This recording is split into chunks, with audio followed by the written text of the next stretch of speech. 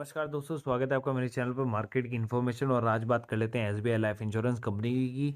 और देखिए, इस शेयर के अंदर अगर आप देखेंगे तो एक डिप आया था गिरावट का 842 रुपये पे, लेकिन वो शेयर जो है 857 पे जाके जो करेक्शन में बंद हुआ, लेकिन फिर भी 20 रुपये गिरावट रही।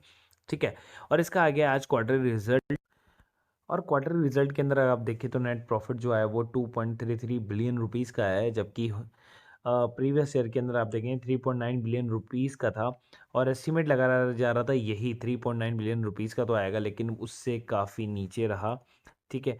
प्रीवियस का जो था वो 117 बिलियन ईयर टू ईयर था, जो कि प्रीमियम अर्न किया इस बार 138 बिलियन रुपीज़, जो कि थोड़ा बहुत अच्छा था। अब आप यहाँ देख सकते हैं 9 month value of the new business at the rupees of 14.5 billion rupees. तो बेकी तो बेसिकली क्या है कि जो लाइफ इंश्योरेंस के अंदर जो बूम आना चाहिए था after this Covid and all, वो इसके अंदर आपको नहीं देखने को मिला।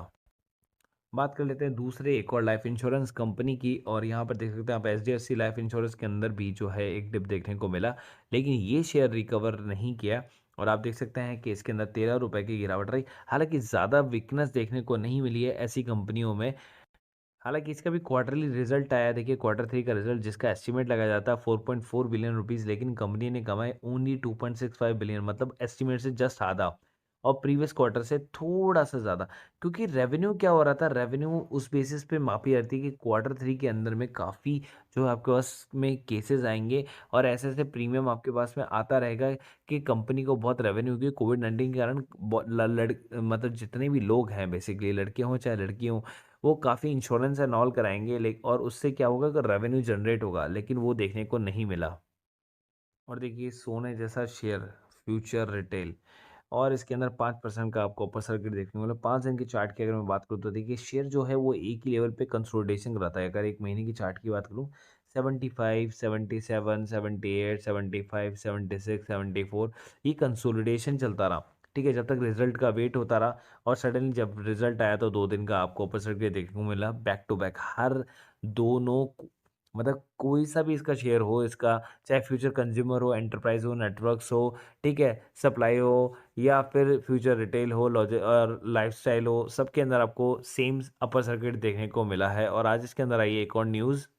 देखिए न्यूज़ जो है तो वो थोड़ा सा गौर करने वाली, कि कंपनी जो है वो बेसिकली क्या हो गया, कंपनी ने मिस कर दिया interest payment due to the USD notes due to the COVID stress. और company proposing to pay the interest within 30 days. देखिए ये सेम वही आ गया कि 30 डेज के गैप के अंदर में जो कंपनी को रीपेमेंट करना है। और हो सकता है कि अब वो रीपेमेंट हो जाएगा, क्योंकि डील जो है वो ऑलमोस्ट सेबी ने अप्रूव कर दी है। और अगला शेयर है येस बैंक लिमिटेड, जिसके क्वार्टरली रिजल्ट का आपको, मेरे को, सबको बेसब्री से इंतज़ार था। और आप देख सकते हैं कि शेयर के अंदर पॉजिटिवनेस थी। हालांकि मार्केट डाउन गया था, उसके बाद शेयर ने कंसोलिडेशन किया, फिर डाउन गया, लेकिन शेयर जो है वो थोड़ा सा कंसोलिडेशन करके और 17 रुपये 10 पैसे के आसपास जो है वो बंद हुआ है। ठीक है। ये मौका है अच्छे स्ट्रॉन्ग शेयर्स को बाय करने का। क्वार्टर रिजल्ट आ जाया है। और क्वार्टर रिजल्ट को अगर आप चाहें तो देख सकते हैं, यहाँ पर लिखा हुआ है नेट प्रॉफिट जो है 1.51 बिलियन रुपीज़ है, जो कि लॉस में था। 185.6 बिलियन जो लॉस में था ईयर टू ईयर के अंदर। एस्टीमेट दिखाया जाता है 50 बिलियन लॉस का, लेकिन कंपनी ने कमाया है बहुत ही शानदार प्रॉफिट। इंटरेस्ट भी अर्न किया है 53.2 बिलियन रुपीज़ का, जो कि प्रीवियस ईयर में था 56.43 बिलियंस का। ठीक है। और यहाँ पर आप देख सकते हैं क्वार्टर 3 प्रोविज़न जो बताया जाता है वो बताया जाता है 21.99 बिलियन रुपीज़ का, जो कि पिछली बार था 247.66 बिलियंस का। और एनपीए भी है, वो भी इम्प्रूव हुआ है 4.71% से 4.04% हो गया है। ठीक है। और जो ग्रॉस एनपीए है वो भी इम्प्रूव हुआ है, देखिए 16.90% से 15.36% हो गया है। तो ये कंपनी के फेवर में आपको आंकड़े दिखते हुए नज़र आ रहे हैं। और उन्होंने company had COVID 19 provision of 26.83 billion rupees at as the December 31st 2020। Quarter 3 provision coverage ratio 76.8% versus 75.7% quarter to quarter. ठीक है। और अगला शेयर जो है वो है रिलायंस इंडस्ट्री लिमिटेड। देखिए बहुत बेसब्री से इंतज़ार था इस रिज़ल्ट का भी, और आज के दिन में अगर आप देखें तो गिरावट हुआ है ₹51 का। काफ़ी बड़ा गिरावट है, काफ़ी बड़ा गिरावट है। और शेयर जो है यहाँ पर एक बार डिप हुआ था ₹2040 के आसपास, वहाँ से ₹7 रिकवर या ₹8 रिकवर हो गया है। इसका भी क्वार्टरली रिज़ल्ट आया और वो मैं आपसे शेयर करता हूँ। अब देखिए रिलायंस इतनी बड़ी कंपनी कि उसके क्वार्टरली रिजल्ट जब आते हैं ना तो आप कंफ्यूज हो जाते हैं कि वो क्वार्टरली रिजल्ट आए क्या है। एक क्वार्टर रिजल्ट बोलता है कि आपको उसके अंदर लॉस हुआ है, एक क्वार्टर रिजल्ट बोलता है कि उसकी जो है रेवेन्यू काफ़ी अच्छी हुई है। तो देखिए यहाँ पर आपको दिखा रखा है quarter three net profit 131.01 billion rupees versus 116.4 billion rupees. Estimate लगाया जा रहा था 101 बिलियन रुपीस का, उससे तो काफ़ी अच्छा कमाया है कंपनी ने। ठीक है। और यहाँ पर आप देख सकते हैं 1.24 ट्रिलियन रुपीस कमाया है क्वार्टर थ्री का रेवेन्यू, जो कि 1.57 ट्रिलियन था ईयर टू ईयर का। अब उसके आगे अगर हम बात करें रिलायंस की, तो क्वार्टर थ्री का जो नेट प्रॉफिट है, देखिए यहाँ पर लिखा है क्वार्टर थ्री का जो नेट प्रॉफिट है एसएल। यहाँ पर एसएल आपको थोड़ा सा मैं बता रहा हूँ, ये सेगमेंट है अलग।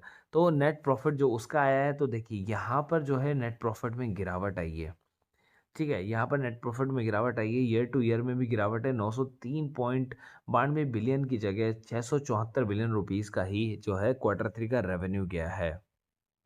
और देखिए इन्हीं चीज़ों के कारण क्या है कि इस सेगमेंट को कंपनी ने अलग करने का सोचा है। यहाँ पर आप देखें साफ साफ लिखा हुआ है, company says with the effect from this quarter company will disclose oil to chemical as a separate business segment. ठीक है, उसको सेपरेट बिजनेस सेगमेंट के अंदर डालना चाहती है। Group operation and the revenue during the period were impacted due to the कोविड-19, और उन्होंने कोविड-19 की वजह से बताया कि इस ऐसा हुआ है। ठीक है। और क्या करी कंपनी, क्या करे जनरेट करिए 50,000 new jobs during the April December 2020 in the consumer business and the last mile delivery. ठीक है, तो कंपनी ने 50,000 न्यू जॉब भी जनरेट की है, तो ऐसा कंपनी का कहना है। अब देखिए यहाँ पर एनुअल रेवेन्यू पर यूज़र भी आया है, वो आया है 151 rupees as per the subscriber per month का, जो कि बेसिकली जितना एस्टिमेट किया जा रहा था उससे काफ़ी अच्छा आया है।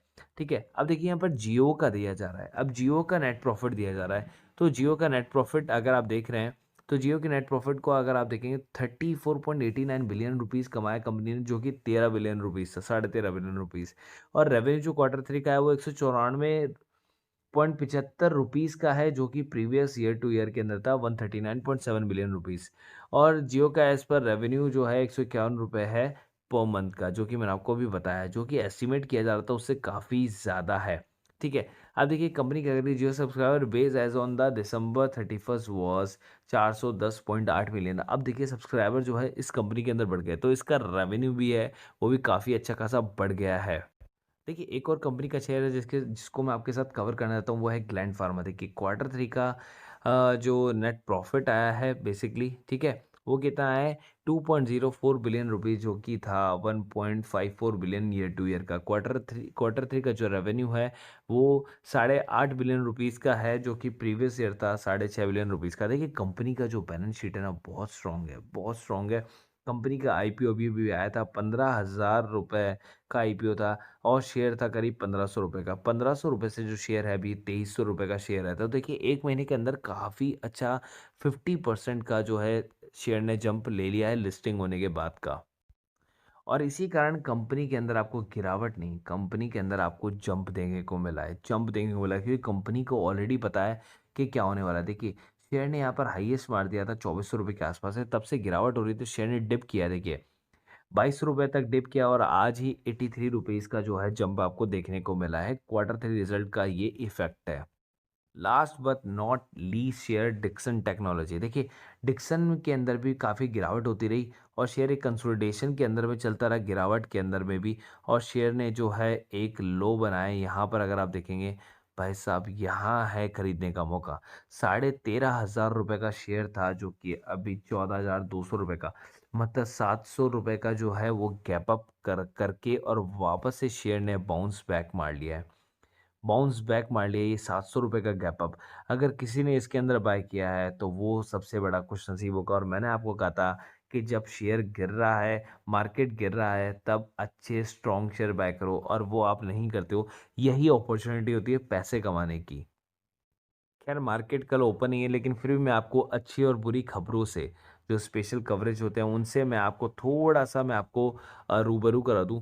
फिलहाल देखिए यहाँ पर दिया गया है कि बर्ड फ्लू जो है वो कन्फर्म्ड हो गया 12 स्टेट्स के अंदर में, मध्य प्रदेश, हरियाणा, महाराष्ट्र, छत्तीसगढ़, हिमाचल प्रदेश, गुजरात, उत्तर प्रदेश, उत्तराखंड, दिल्ली, राजस्थान, जम्मू कश्मीर एंड पंजाब।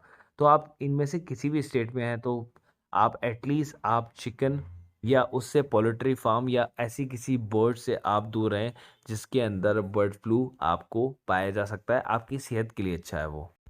और दूसरा जो बैड न्यूज़ था देखिए, एफआईआईज ने सेल किया, आज सेलिंग जो है वो ज़्यादा रही। डीआईएस ने सेल किया 1290 पॉइंट 35 करोड़ का। हालांकि ऐसे टाइम पे जो है डीआईएस बाय करता है, इसी कारण आपको मार्केट के अंदर में जो है 500 के आसपास एक एक करेक्शन देखने को मिला था, 700 का डिप, और फिर वापस से उसके अंदर 700 का डिप आया क्योंकि यहाँ पर सेलिंग स्टार्ट हो चुकी थी। क्या हो चुकी थी यहाँ पर? सेलिंग स्टार्ट हो चुकी थी। अब देखिए क्या हो रहा है कि जो हमारी जो बात चल रही है between the farmer and the government के बीच में, वो क्या कंटिन्यूस चल रही है, और ये 11th राउंड था बात करने का, और कब से चल रही है? अक्टूबर से चल रही है, लेकिन कोई फ़ायदा नहीं हो रहा। ठीक है, और कोई एक उस पे नहीं आ रहे हैं, और 26 तारीख को जो है ट्रैक्टर मार्च निकालने का उन्होंने ऑलरेडी ऐलान कर दिया है दिल्ली के अंदर में 26 जनवरी को। अब क्या हो रहा है, यूके के अंदर में जो केसेस है ना वो बढ़ते आ रहे हैं। देखिए 40,000 हो गए हैं पर डे का केसेस, जो कि थर्सडे को था 37,892, ऑलमोस्ट 38,000 था, वो 40,000 हो गया। पर डे 2,000 केसेस और भी ज़्यादा बढ़ते ही जा रहे हैं। और देखिए यूके पीएम जॉनसन ने क्या कहा है कि जो देर आर सम एविडेंस के उसके अंदर हायर मोर्टेलिटी है, जो भी नया कोर वेरिएंट है ना कोविड का उसके अंदर में। तो ये सारी बुरी न्यूज़ थी जिसको आपको साझा करना था मुझे। अब मैं कुछ आपको अच्छी न्यूज़ेस दिखाता हूँ जिसके कारण जो है आपको काफ़ी खुशी भी होगी। तो यहाँ से शुरू करते हैं। देखिए जो उन्होंने बोला है, यूके पीएम जॉनसन ने ही बोला है, ठीक है, कि जो बोथ वैक्सीन्स है यूज़ कर रहे हैं वो सेम इफ़ेक्टिव है against old and the new variant. तो इसका मतलब ये है कि जो न्यू वेरिएंट है उसके ऊपर भी वो इफ़ेक्टिव है, तो ये एक अच्छा न्यूज़ है कि सेम वैक्सीन ही काम कर जाएगी। और महाराष्ट्र ने क्या किया है कि स्कूल रीओपन करें हैं, ठीक है, 5 से 8वीं तक के जो स्कूल है फर्स्ट फ़ेब से जो है ओपन हो जाएंगे। तो ये भी एक क्या है, अच्छा न्यूज़ है। और यहाँ पर एक और न्यूज़ देख सकते हैं, Pfizer and BioNTech research agreement with the Covax for the advance purchase for the covid vaccine help combat. तो उन्होंने क्या एडवांस परचेज कर लिया ताकि उसको उनको कोविड की लड़ाई से आसानी हो, कोविड की लड़ाई लड़ने में। अब देखिए क्या हुआ है कि ग्रीस भी जो है वो लॉकडाउन के अंदर थोड़ी राहत देने वाला है। Open high school on the first Feb, Greece government official. और यहाँ देख सकते हैं कि 5.38 million people have received first dose of the vaccine, UK data. और हमारे यहाँ जिस चीज़ के बारे में चर्चा हो रही थी कि जो सप्लाई होगा कोविड-19 वैक्सीन का वो अनअफेक्टेड होगा, ठीक है, जो फायर लगी थी सीरम इंस्टीट्यूट के अंदर में, no actual vaccine was being made at the facility. तो वहाँ पर कोई ऐसी वैक्सीन नहीं बनाई जा रही थी कोविड-19 की। The damage is more than 1000 crore, ठीक है, सीरम इंस्टीट्यूट के जो सीईओ है आधार पूनावाला ने ऐसा कहा है। तो कोविड-19 वैक्सीन को कोई भी नुकसान नहीं हुआ है, केवल उन्हें नुकसान हुआ है अदर वैक्सीन बनाने के ऊपर में, जो कि है 1000 करोड़ रुपीज़।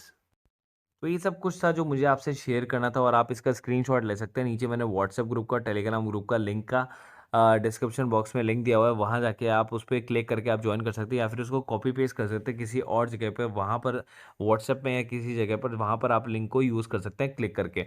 नीचे मैंने एंजल ब्रोकिंग का भी लिंक दिया हुआ है, जिसको free and demat and trading account खुलवाना है तो उस पर जाके आप क्लिक कर सकते हैं। Free demat and trading account के लिए कोई आपसे कॉस्ट नहीं ली जा रही है, प्लस आपसे कोई एएमसी चार्जेस भी नहीं लिया जा रहा है 1 साल तक के लिए, और ब्रोकरेज चार्जेस लाइफ टाइम तक फ्री है। तो आपको फ्री ऑफ कॉस्ट में अकाउंट मिल रहा है, तो आप उसका यूज़ ले सकते हैं। नीचे मैंने डिस्क्रिप्शन बॉक्स में लिंक दिया है, वहाँ जाके आप क्लिक करके आप अकाउंट खोल सकते हैं। So guys, thank you so much, see you.